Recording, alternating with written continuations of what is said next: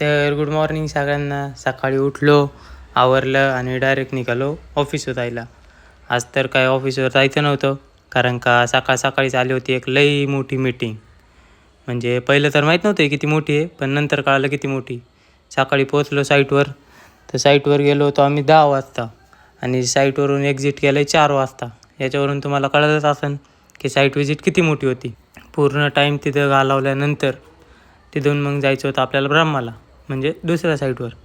तिथून निघालो होतो तर कुणाला दाबावला काहीतरी खाऊ पिऊ, पोटाला जरा गार करू, त्याच्यासाठी मग पिलो निरा वगैरे पिलो. थोडा वेळ बसलो तिथं, मग निघालो डायरेक्ट तिकडं जायला.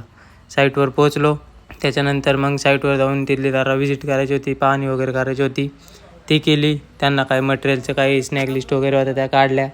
तिथून मग त्यांच्यासोबत जरा बोलणं झालं. मग तिथं ते बोलले काहीतरी चहा नाश्त्याचं बघा. मग त्यांच्यासाठी मागवली चहा आणि माझ्यासाठी मागवला होता लिंबू सरबत आणि कुणालदासाठी मागवली होती थम्सअप. कुणालदानी मागवलेली थम्सअपचा विषय बघा कसा होता. ले भाई सिरियसली त्याला किती दुःख झालं असं विचार करा.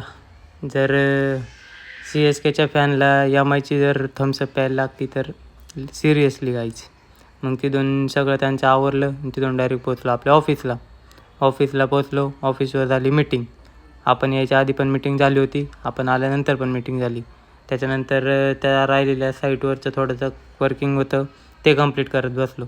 यशदा मला काही पॉईंट सांगत होता, त्याच्यावर मी काम करत होतो, ते पण आवरलं. मग तिथून डायरेक्ट निघालो मग रूमवर यायच्या पहिले आज तुक्ष आला होता, तुझ्यामुळं आल्यामुळं मला काही समर्थीने जायची गरज नाही पडली. मजे. मग डायरेक्ट आलो आपल्या रूमवर येताना टॅब घेऊन यायचा होता, कारण का आज होती क्रिकेटची मॅच बघायचा टाईम. कारण का सगळे फॅन फॉलोअर आपले आजच्या टीमसोबतचे होते, त्याच्यामुळं मग टॅब वगैरे पण घेतला. येत होतो मोकार गावभरचं